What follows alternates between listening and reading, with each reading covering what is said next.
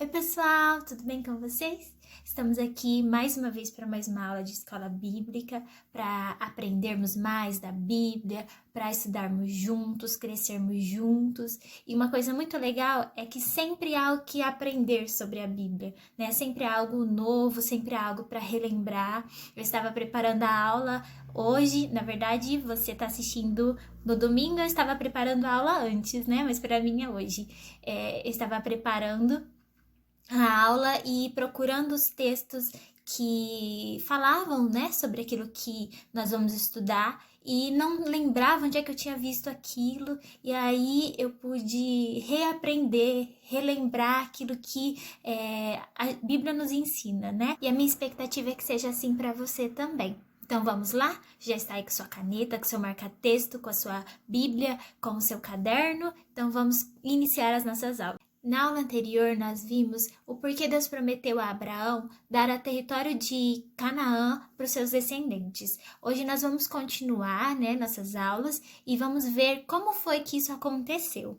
Nós vimos que quando Jacó subiu com sua família lá para o Egito, Jacó subiu com a família dele para o Egito devido à fome que estava ocorrendo em todo o mundo, e José era governador do Egito, onde havia comida, onde havia alimento. Então Jacó sobe com sua família, e eles eram em 70 pessoas.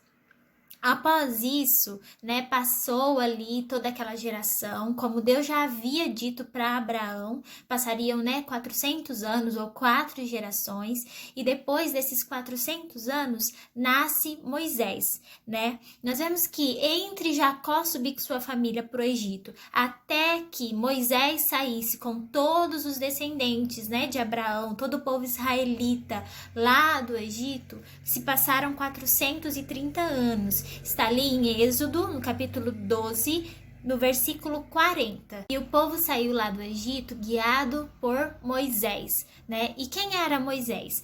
Todos nós conhecemos um pouco da história dele, mas vamos recapitular um pouquinho. Moisés, ele era filho de Joquebed e Anrão, anota aí o nome dos pais dele, Joquebed e Anrão, e eles eram descendentes, ambos eram descendentes da tribo de Levi. Moisés nasceu num tempo em que o povo de Israel estava sendo muito oprimido pelos egípcios. A Bíblia diz que se levantou na terra do Egito um faraó que não conhecia José e nada do que José havia feito por eles. E por conta disso, ele começou a oprimir o povo de Israel.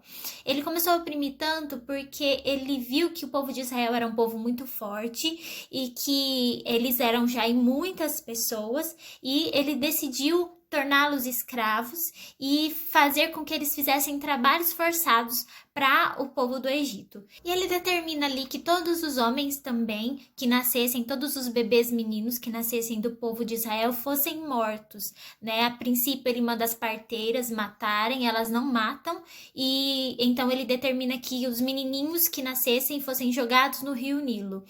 Quando ele determina isso, Joquebed e Anrão, a Bíblia diz que eles tiveram um filho, e que esse filho era muito bonito aos olhos deles, e por conta disso eles não quiseram matar o seu próprio filho.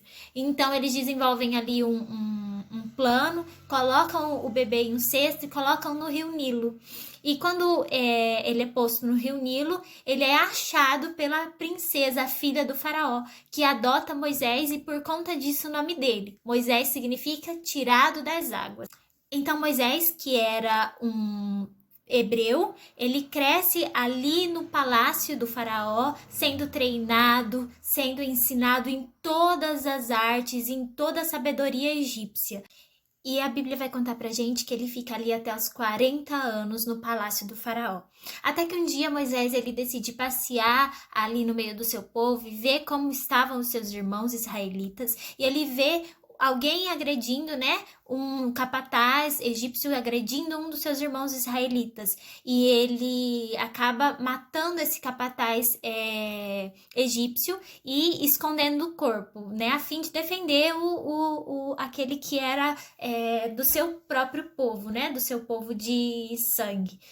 Então Moisés foge para o deserto e passa a habitar com Jetro, que mais tarde se torna seu sogro, porque Moisés casa com Zípora, que era filha de Jetro. Jetro, a Bíblia fala que ele era sacerdote ali em Midian. E com Zípora, Moisés ele tem 2 filhos, um chamado Gerson e o outro chamado Eliezer. Então anota aí, essa referência está em Êxodo, no capítulo 18, versículos 3 e 4, né? Que Moisés ele teve 2 filhos. O Gerson, ele deu esse nome porque ele disse, olha, eu sou forasteiro em terra estranha, né? Então ele dá esse nome ao primeiro filho. E depois a Eliezer, ele dá um nome que significa Deus é meu ajudador, né? Então ele tem esses 2 filhos ali na terra de Midian. Quando se passam ali mais 40 anos, que Moisés está ali em Midian, ele fica 40 anos pastoreando ovelhas, cuidando de ovelhas, ele tem aquele encontro com Deus na sarça que ardia, mas não se queimava, onde Deus o chama e o manda ir à terra do Egito para libertar o povo de Israel. Quando Deus chama Moisés, ele dá a Moisés 3 sinais para que o povo cresce nele, né, e que ele fizesse também diante do faraó. Quais foram esses 3 sinais? O primeiro, que o cajado que Moisés segurava na mão se tornasse uma serpente. Então Moisés tinha um cajado de pastor e esse cajado ele se tornou uma serpente quando Moisés o soltou no chão, e quando Moisés pegava a serpente de volta pela cauda, ela se tornava de novo um cajado. O segundo sinal foi que a mão de Moisés, quando ele colocava dentro da sua veste, ela se tornava leprosa, toda branca, a Bíblia fala, e quando ele tirava a mão, né, ela parecia leprosa, e quando ele colocava novamente aquela mão leprosa dentro da sua roupa, ela voltava a ser sã.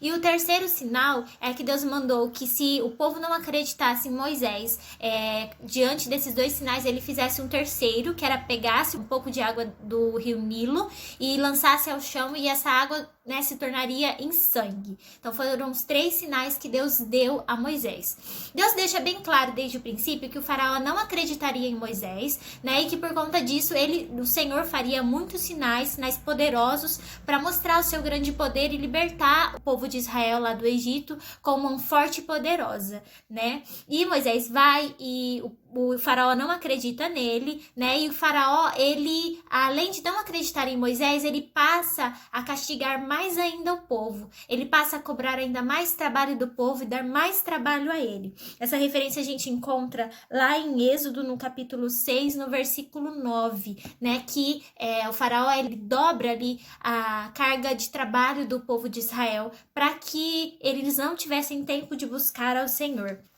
Então a gente vê que Deus, ele age ali naquele momento, e é quando acontecem as 10 pragas do Egito. Quais foram as 10 pragas do Egito? Número 1, a água se tornou em sangue, depois a praga das rãs, do piolho, das moscas, a praga sobre os animais, a praga de feridas purulentas que surgiram, né, nas pessoas, o granizo, os gafanhotos, a escuridão e a morte dos primogênitos, que foi a última praga. Eu gosto muito de imaginar como eram as coisas. E para mim, uma coisa que eu acho sempre muito interessante, muito engraçada, é que quando o pau tava quebrando lá no Egito, caindo granizo, escuridão, as coisas, né, todas as pragas acontecendo, lá em Gósen, né, que era o território lá dentro do Egito, que o povo de Israel habitava, a Bíblia diz que nada, nenhuma praga chegava lá, né? Então, os egípcios estavam todos no escuro, e lá em Gósen, o povo de Israel, tudo de boa, né? Todo mundo tranquilo, todo mundo na claridade. Lá no Egito, tava caindo pedra de gelo, e o pessoal lá na terra de Gósen, os israelitas, todos tranquilos. E a Bíblia diz que Deus, ele fez isso, né? Que era para mostrar que ele fazia diferença entre o seu povo, né, e aqueles que não eram seu povo. Antes que Deus fizesse com que ocorresse a última praga, que foi a praga da morte dos primogênitos, ele instituiu para o povo de Israel a Páscoa, né? E ele estabelece algumas coisas, alguns elementos que eles deveriam cumprir para que eles comemorassem a Páscoa, e que a Páscoa ela seria algo que deveria ser comemorado todos os anos, daquele momento em diante. Então Deus estabelece alguns elementos. O primeiro aqui, eles deveriam pegar um cabrito ou um cordeiro com uma idade específica, né, que Deus determinou ali. Esse cabrito ou cordeiro, ele deveria ser sacrificado ao entardecer, né, ao anoitecer, aliás. E que sangue dele deveria ser colocado em uma bacia e depois passado sobre uns umbrais, né, a parte alta ali da porta, para que quando o anjo da morte viesse visitar o Egito, né, para matar todos os primogênitos, onde houvesse aquele sangue, ele não entraria e ele não mataria, né, o primogênito.